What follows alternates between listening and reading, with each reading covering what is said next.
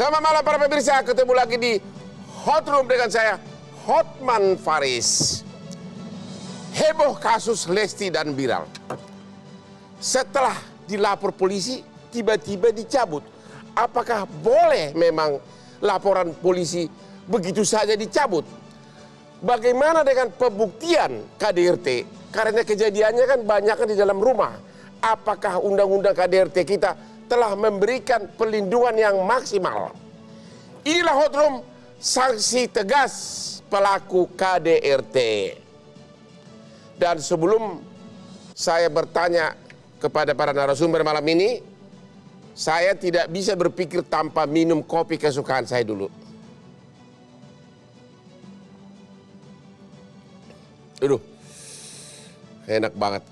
Oke, pertanyaan pertama saya tujukan kepada AKP Nurma Dewi, Kasih Humas Polres Metro Jakarta Selatan. Halo Bu. Halo, selamat malam. Ya, pertanyaan pertama adalah, apakah yang dilaporkan oleh Lesti itu delik aduan atau delik biasa?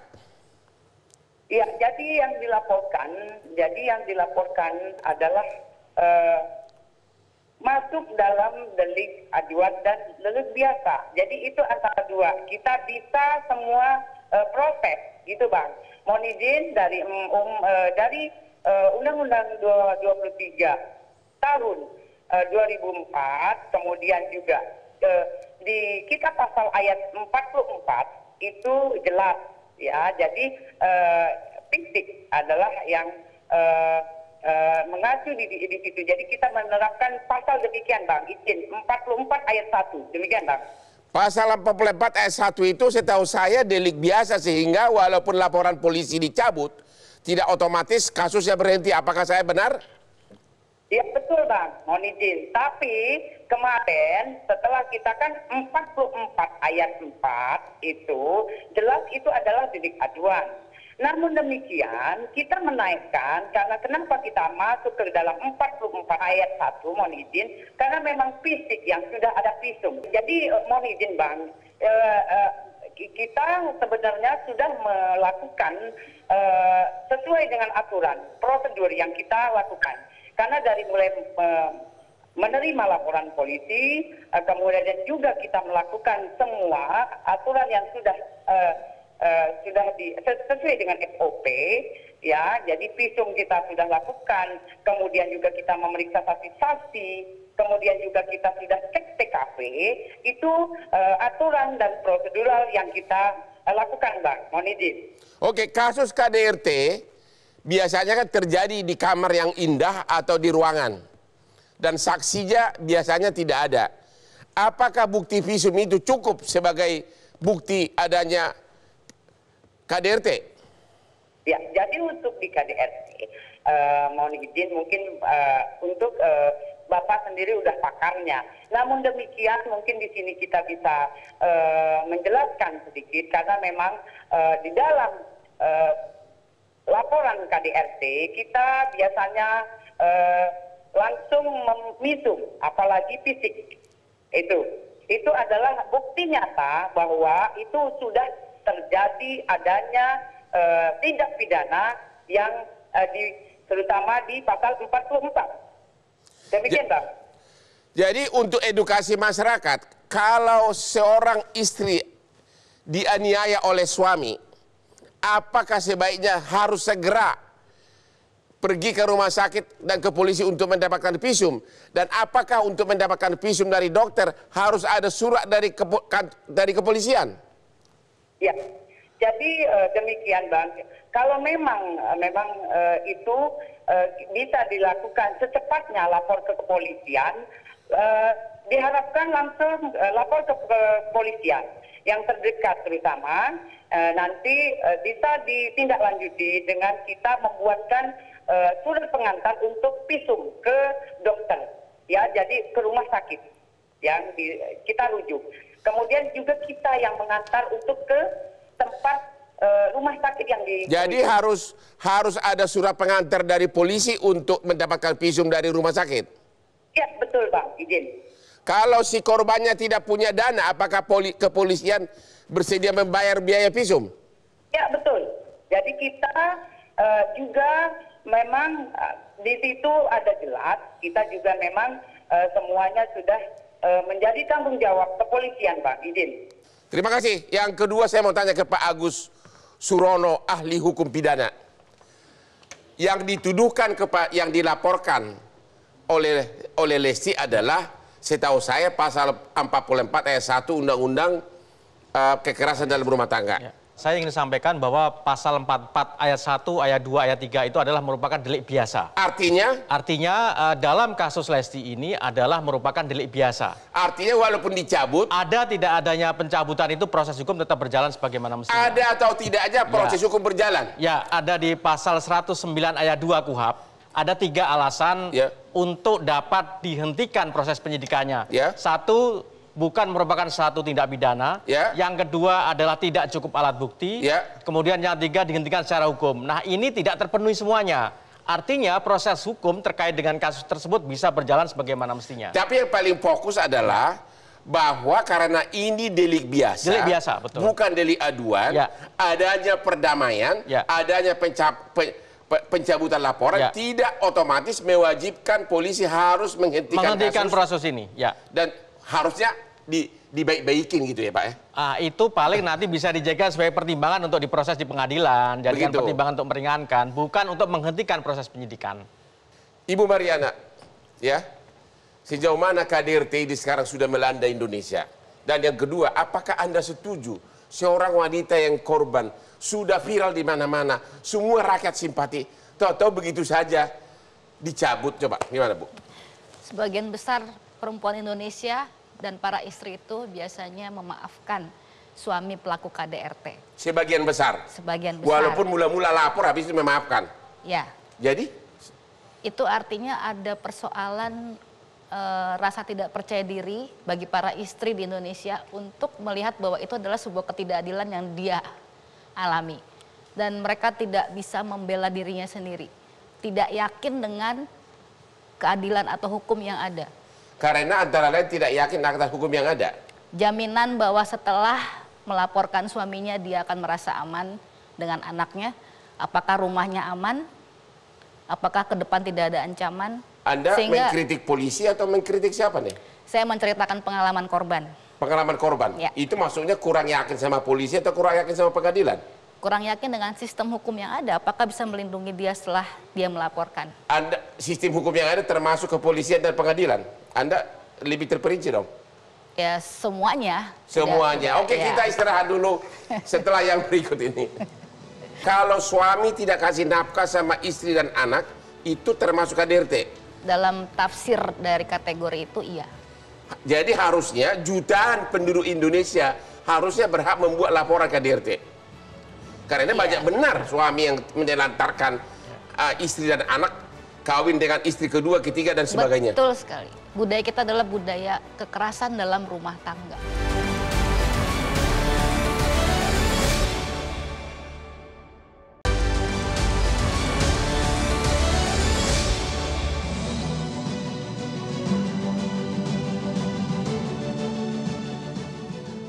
Temu lagi di Hot Room. Ibu Mariana, setahu saya di undang-undang kita pengertian KDRT itu termasuk kekerasan fisik, kekerasan non fisik, melecehkan istri, sama apa lagi Bu? Penelantaran. Menelantaran? Ya. Artinya tidak ngasih nafkah dan sebagainya? Ya, dibiarkan, diabaikan, tidak diperhatikan. Sekali lagi, kalau suami tidak kasih nafkah sama istri dan anak, itu termasuk KDRT? Dibiarkan? Dalam tafsir dari kategori itu, iya. Jadi harusnya jutaan penduduk Indonesia harusnya berhak membuat laporan KDRT. Karena banyak benar suami yang menelantarkan istri dan anak, kawin dengan istri kedua, ketiga, dan sebagainya. Betul sekali. Budaya kita adalah budaya kekerasan dalam rumah tangga. Budaya kita adalah budaya kekerasan dalam rumah tangga. Jadi harusnya masih banyak lagi laporan ke polisi ya. Betul. Tentang KDRT ini. Bukan hanya karena ditonjok ya. Tapi termasuk juga penelantaran, bahkan melecehkan, merendahkan istri juga termasuk KDRT. Kekerasan seksual, yang ada beberapa jenis itu, kemudian juga kekerasan psikis, Oh begitu. Dengan kata-kata kotor, dengan sumpah serapah yang menjatuhkan harga diri istri. Jadi rakyat, terutama istri dan anak perlu tahu ya mulai sekarang ya bahwa memang mereka berhak membuat laporan polisi ya. Mereka berhak. Ini pengacara makin panen ini ya. Oke, kita lihat dulu grafis berikut ini mengenai kasus KDRT. Nah ini dia nih. Korban perempuan. Sampai Oktober 2022 ada total 18.261 kasus. Dan hampir 95% korbannya adalah perempuan. Ya, korban laki-laki sangat sedikit. Ibu Lisda, gimana komentar Ibu terhadap ini? Sebagai anggota DPR. Ya, tentu kami yang ada di Komisi 8, dalam hal ini mitra kerja dengan Kementerian Perempuan dan Perlindungan Anak, tentu sangat prihatin dengan angka yang bahkan setiap tahun itu terus meningkat. Bahkan di saat terjadinya pandemi COVID-19 yang kita berharap bahwa keluarga kumpul di rumah itu dapat menciptakan lebih hangat, ternyata di sana malah peningkatan daripada kekerasan khususnya terhadap perempuan ini justru meningkat, Bang. Dan ini sangat memprihatinkan dan kami di DPR RI selaku fungsi kami sebagai fungsi legislasi, anggaran dan juga pengawasan, dari beberapa tahun yang lalu kami juga terus memperjuangkan untuk melengkapi apa-apa yang selama ini menjadi kendala di lapangan pada saat penindakan kepada pelaku. Dalam hal ini sudah ada Undang-Undang 23 tahun 2024 tentang KDRT dan kemarin di tahun ini April sudah dilengkapi dengan Undang-Undang Tindak Pidana Kekerasan Seksual. Dan tentu kita berharap dengan undang-undang ini dapat lebih menindak para pelaku ini ke meja hukum. Oke, terima kasih Bu Lisda. Sekarang melalui Zoom kepada Ibu Diah Pitaloka. Halo Ibu Diah. Selamat malam Bang. Ini Ibu sebagai wakil ketua ya, wakil ketua Komisi 8 ya, kasus KDRT semakin marak. Apakah itu artinya undang-undang KDRT kita itu belum maksimal melindungi? Dan yang kedua, apakah apa pendapat Anda atas sikap seperti Lesti yang begitu viral dia melaporkan perlakuan suaminya, tapi hanya dalam 1 hari ditahan langsung laporannya dicabut. Sebagai wanita, bagaimana sikap? Apakah sikap yang Anda setujui atau gimana?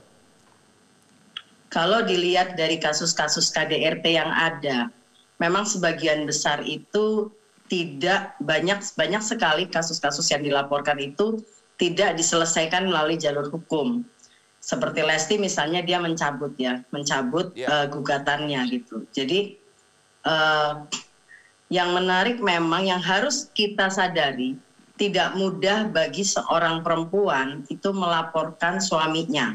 Nah ini budaya kita ini cukup memberikan banyak sekali tekanan ya. Dia kemudian alasannya kan bapak dari anak-anaknya gitu. Padahal kita tahu sekali dari pasal-pasal yang ada, ini sangat pantas untuk dijatuhi oleh hukuman. Nah tapi bagaimana hukum itu bergerak? Nah hukum ini kan bergerak dengan latar belakang sosial budaya yang cukup kental.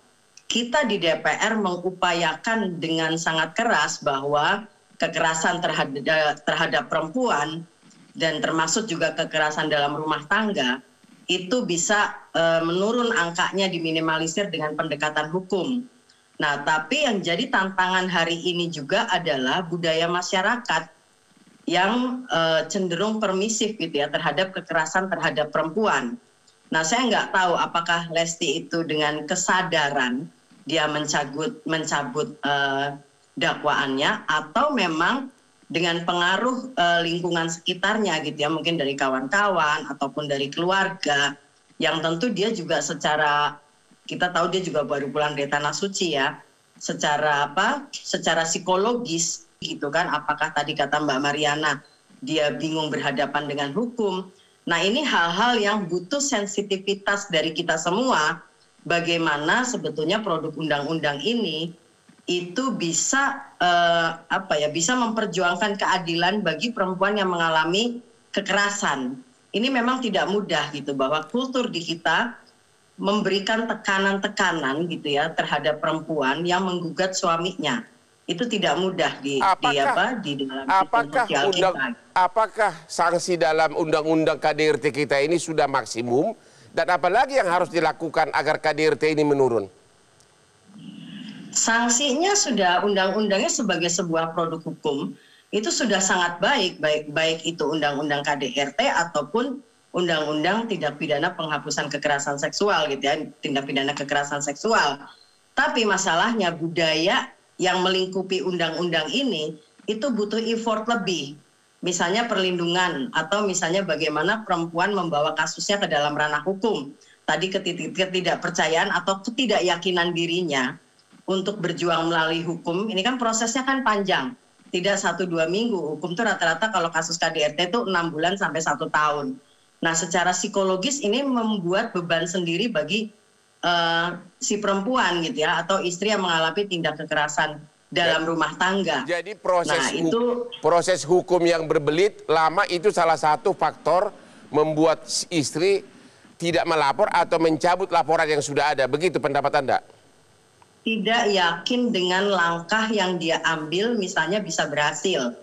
Itu kedua. Yang pertama tadi tentu pendekatan sosial budaya yang membuat perempuan juga tidak mudah ketika dia menuntut suaminya ke meja hukum. Itu secara psikologis sangat berat pasti untuk istri gitu ya yang menuntut suaminya. Bagaimana perlindungan terhadap istri yang melapor suaminya agar jangan terkena intimidasi?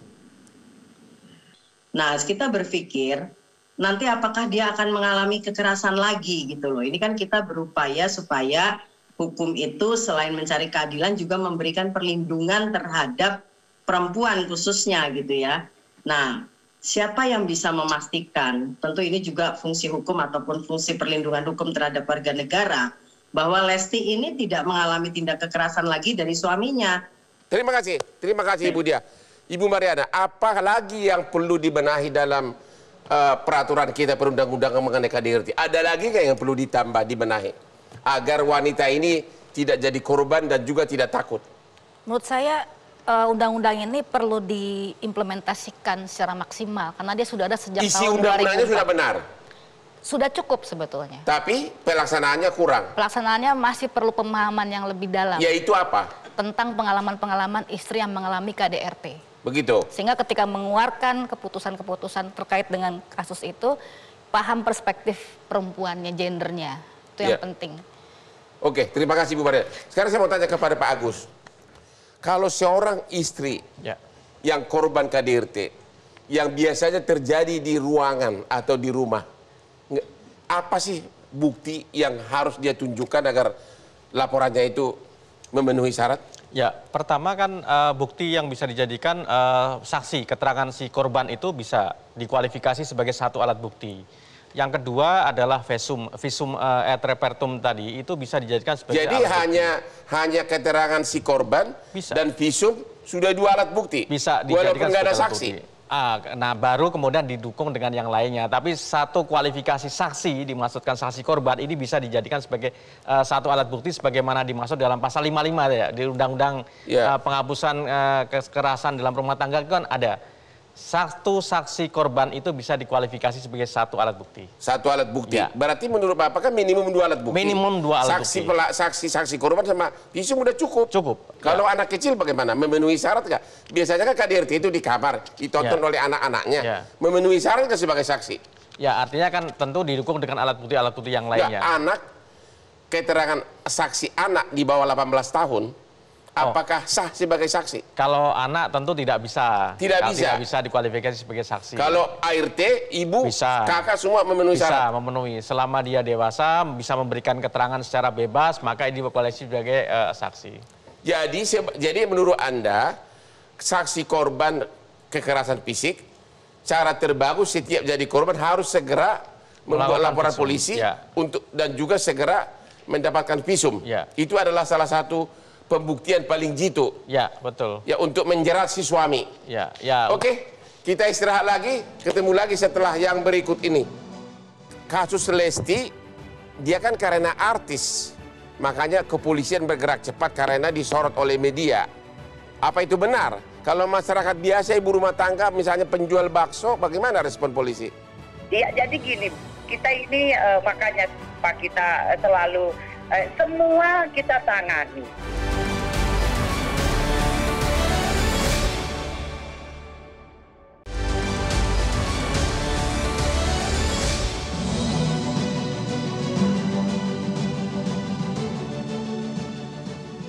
Sebelum kita lanjutkan, lagi-lagi Hotman ngopi lagi.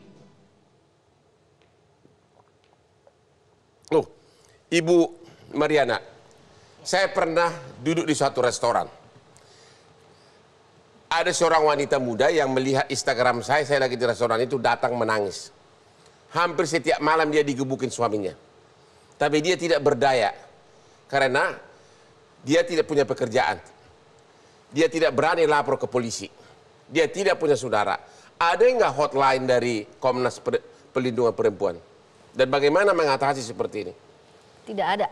Tidak ada? Tidak ada. Karena kami bukan lembaga yang langsung mendampingi. Tapi merekomendasi. KPPA biasanya yang punya hotline. Oke, Ibu Lisda, bagaimana ini mengatasi seperti ini? Ibu-ibu muda yang tidak punya pekerjaan, suaminya kasar, ya, digebukin. Sementara dia datang ke kantor polisi aja sudah takut, padahal visum itu perlu untuk pembuktian. Apa yang harus dilakukan Ibu Lisda? Ya, ini kenyataan yang terjadi pada masyarakat kita, Bang Hotman. Kalau kita bicara orang maaf yang kita pikir mereka berpendidikan pun belum tentu bisa berani untuk melaporkan ini, apalagi sampai melaporkan pelaku tersebut kepada pihak berwajib. Belum lagi ditunjang dengan hal-hal lain seperti tadi masalah ekonomi. Ekonomi keluarga, bagaimana anak-anaknya nanti terlantar dan sebagainya, sehingga dia bertahan di sana hanya untuk mempertahankan bagaimana anak-anaknya aman seperti itu. Jadi lebih memilih non hukum gitu loh. Non hukum ya, untuk melindungi anak-anaknya. Dan ini yang memang menjadi keprihatinan kita. Kita berharap dengan adanya dukungan dalam hal ini dari undang-undang yang sudah ada, seperti dari undang-undang TPKS yang sudah disahkan, itu sampai memfasilitasi mulai dari pelaporan, pendampingan, hukum, sampai ke pasca daripada kejadian tersebut untuk traumanya, bahkan sampai pemberdayaan ekonomi. Nah, kalau tadi Bang Hotman menanyakan tentang hotline ya, untuk KPPA memang sudah ada. Ada hotline? Ada hotline di Sapa. Tapi itu sampai jam berapa itu? 129. Terus terang saya nanti belum akan kita cobakan. Dan ini akan menjadi masukan untuk kita. Terima kasih. Kepada Kementerian Perhubungan. Oke, Ibu Nurma, AKP Nurma. Sejauh mana besarnya kasus KDRT di kepolisian? Dan bagaimana respon dari kepolisian untuk wanita-wanita yang lemah seperti ini, yang tidak berani lapor gara-gara tidak punya pencaharian dan takut sama polisi? Apa yang harus dilakukan Ibu Nurma?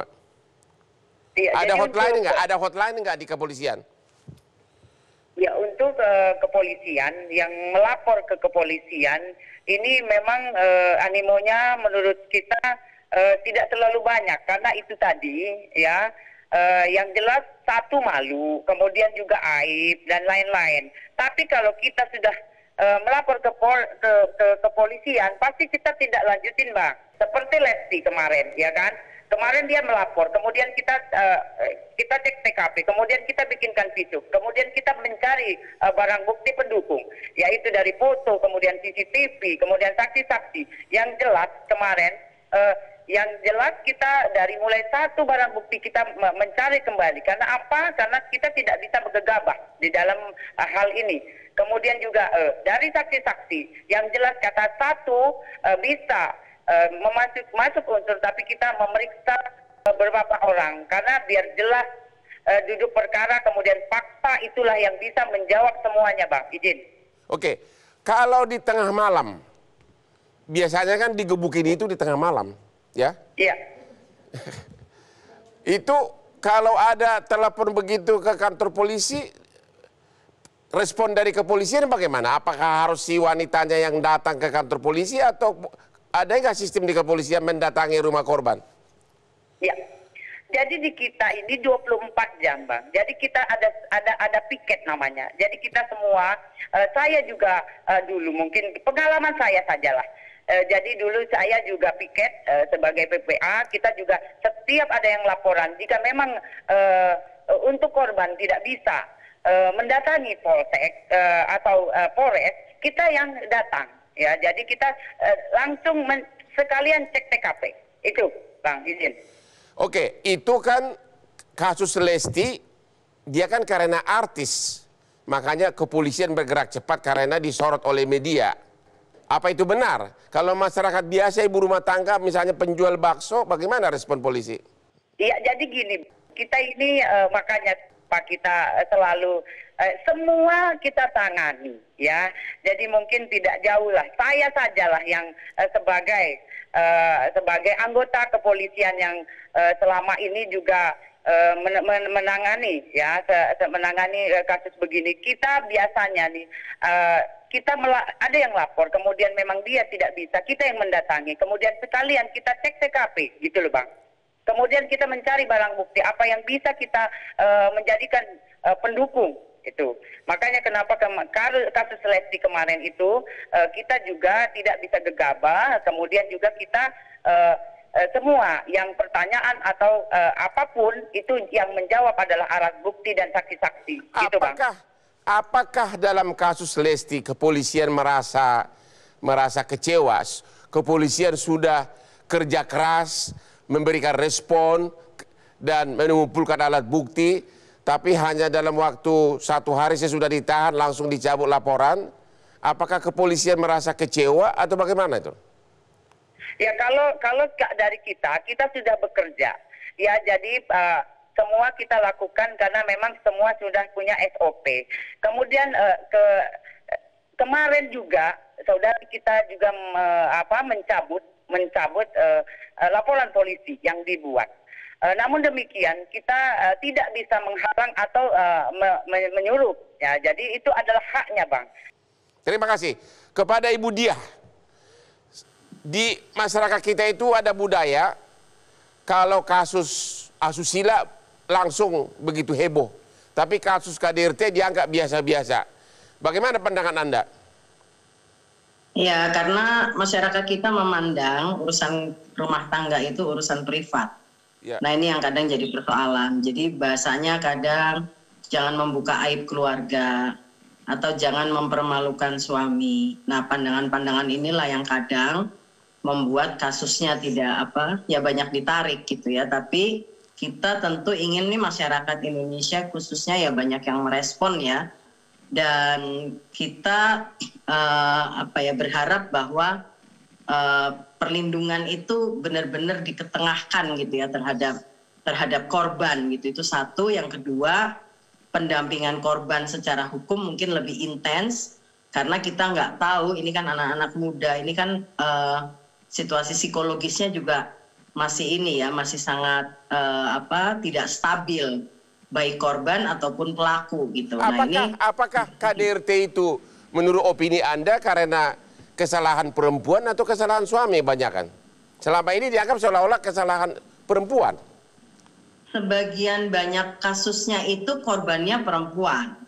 Nah, kalau saya, ya perempuan memang banyak disalahkan gitu ya, termasuk juga ketika untuk banyak paradigma ya, misalnya kalau diperkosa perempuan yang salah karena menggoda, kalau KDRT perempuan yang salah misalnya karena tidak dandan gitu ya. Jadi banyak sekali sebetulnya secara sosial itu perempuan disalahkan, tapi atau penyalahan korban gitu ya, korban disalahkan. Nah, ini bagaimana hukum kalau menurut kita dalam pembahasan di DPR, misalnya dalam Undang-Undang Tindak Pidana Kekerasan Seksual kemarin, kita cenderung berperspektif korban gitu. Kita ada di pihak korban gitu. Artinya ada positioning kita terhadap pembelaan terhadap korban karena apapun ya dia sudah menjadi korban. Dan ini kan kesalahan ini adalah bagaimana kita merespon sebuah tindakan kekerasan. Poinnya adalah tindakan kekerasan yang tidak bisa dibenarkan. Kita istirahat dulu setelah yang berikut ini. Orang awam kan bilang, kan udah berdamai, keadilan di negeri ini, gimana? Pertama karena deliknya ini adalah delik biasa. Arti delik biasa? Delik biasa, kalau proses dicabut, hukum, tetap kepolisian berhak meneruskan. Wajib, Bang. Apa saran Ibu agar para korban KDRT ini berani melapor? Perlu dukungan moral, baik itu dari masyarakat, dari keluarga, maupun juga dari pihak hukum.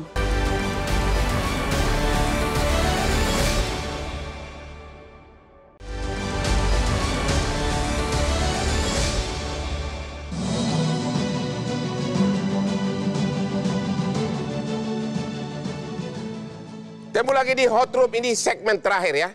Oke, Ibu Mariana, ada 2 pertanyaan, tolong dijawab singkat. Saya punya aspri hampir 100 wanita cantik. Apakah itu termasuk pelecehan atau termasuk KDRT non fisik terhadap istri saya? Bisa kalau merasa sakit hati secara psikis. Ya, Pak Agus dari pengacara saya nanti.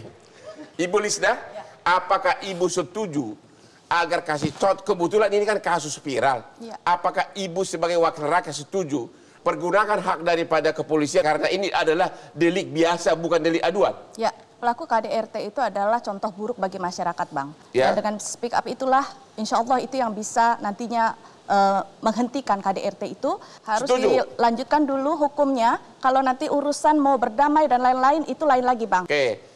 Ibu Nurma, apa pesan Ibu dari pihak kepolisian untuk kasus KDRT ini? Ya, kalau dari kita yang jelas kita sudah melakukan prosedur yang ada. Kita sudah semua kita jalanin semua, Bang. Dari menerima laporan, kemudian kita mengumpulkan barang bukti, kemudian memeriksa saksi-saksi, kemudian dari penyelidikan menjadi penyidikan, kemudian menetapkan seseorang. Demikian, Bang. Terima kasih. Ibu Diah, sebagai wanita dan juga sebagai wakil rakyat, apakah Anda setuju dengan sikap Lesti yang begitu saja mencabut setelah polisi bekerja keras? Satu, sikap Lesti adalah melakukan tindakan hukum ya. Dia melaporkan kasusnya ke dalam proses hukum dan hukum berjalan. Dan penderitaan Lesti ini mungkin juga banyak dialami oleh perempuan Indonesia. Kekerasan itu tidak bisa dibenarkan, termasuk juga terhadap istri sendiri. Pak Agus, ya. Anda sebagai ahli hukum pidana. Saya kira untuk menahan itu kan hak subjektif dari penyidik. Ya. Penyidik mempunyai kewenangan untuk melakukan penahanan terhadap yang bersangkutan. Pertama, yang kedua, pencabutan laporan dari Lesti tidak menyebabkan proses hukum menjadi berhenti. Karena tetap berjalan terus. Oh, kan orang awam kan bilang, kan udah berdamai, keadilan di negeri ini, gimana? Oke. Pertama, karena deliknya ini adalah delik biasa. Arti delik biasa. Delik biasa, kalau proses dicabut, hukum tetap kepolisian berhak meneruskan. Wajib, Bang, hukumnya. Wajib meneruskan di dalam perkaranya. pasal 19 Undang-Undang Penghapusan Kekerasan dalam Rumah Tangga itu wajib setelah mengetahui atau mendapatkan laporan. Nah, di sini mau dicabut mau tidak proses hukum tetap berjalan. Ya. Nah, kemudian yang ingin saya tekankan di sini tidak hanya dikaitkan dengan pasal 44 ayat 1, Bang. Ya. Saya justru cenderung kepada 44 ayat 2-nya. Ya. Kenapa? Karena akibat yang dilakukan yang diderita oleh korban ini kan sudah mengalami luka. Ya. Kemudian korban tidak bisa menjalankan kegiatan sehari-hari sebagaimana mestinya. Ya. Nah, itu memenuhi kualifikasi 44 ayat 2. Ya. Dan ancaman pidananya malah lebih berat lagi. Maksimal bisa 10 tahun di dalam 44 ayat 2-nya itu. Ya. Saya kira ini yang harus kita sampaikan kepada masyarakat, kepada publik, bahwa proses hukum berjalan sebagaimana mestinya. Biarlah nanti pengadilan yang memutuskan terkait hal ini. Supaya apa? Supaya memberikan pembelajaran kepada semua pihak. Saya katakan semua pihak karena korban di dalam kekerasan dalam rumah tangga tidak hanya perempuan.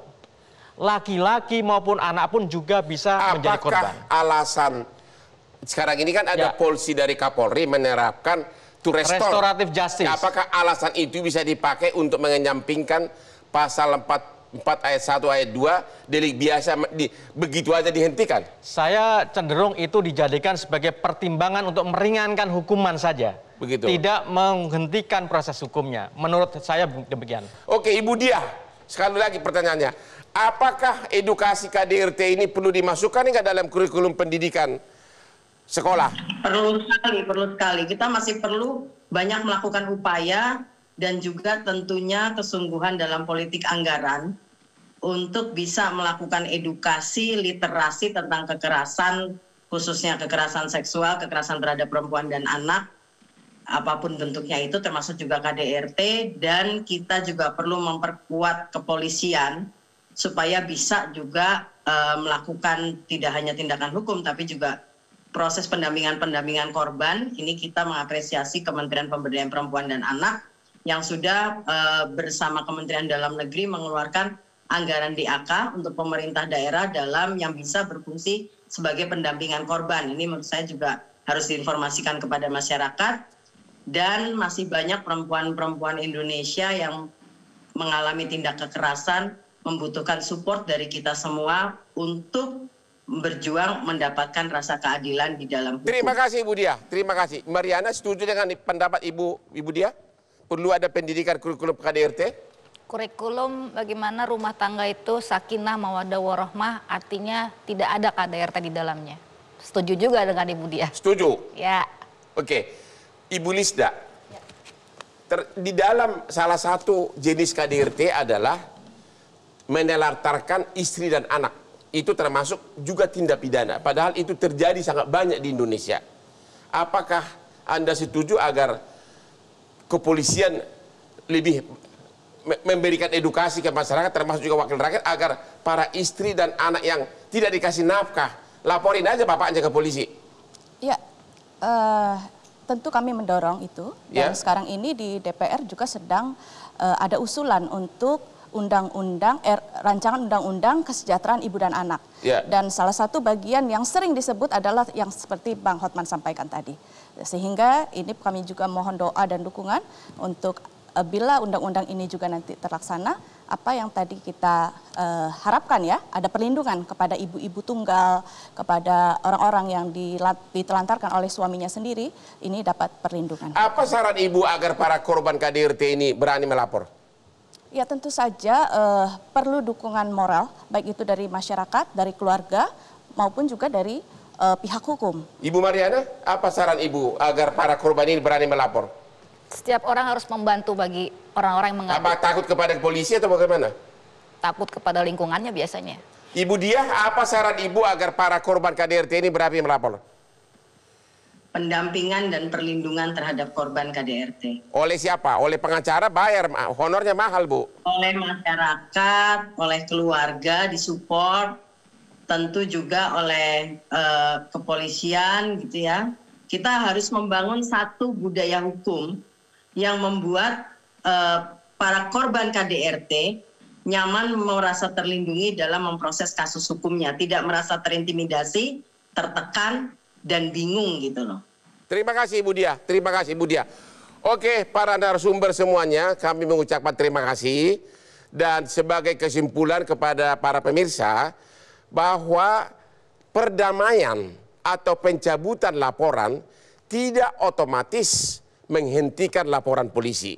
Karena di dalam undang-undang secara formal diatur ada dua jenis laporan polisi, yaitu laporan polisi biasa yang walaupun dicabut, polisi tetap berhak meneruskan penyelidikan bahkan membawa ke pengadilan, atau laporan polisi bersifat delik aduan.